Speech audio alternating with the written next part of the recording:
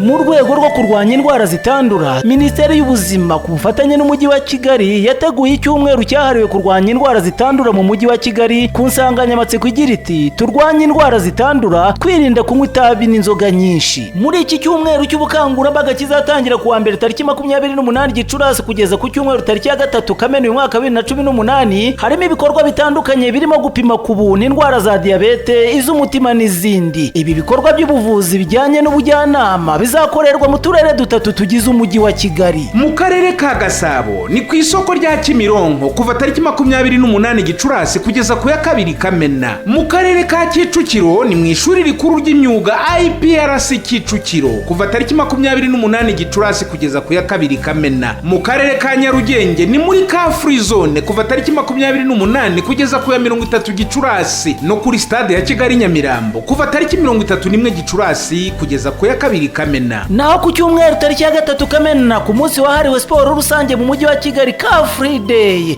igikorwa cyo gupima kizabera mu karere ka Gasabo ku mbuga ngari y'ikigo cy'imisoro n'amahoro ku Kimihurura kuva saa 9 za mu gitondo.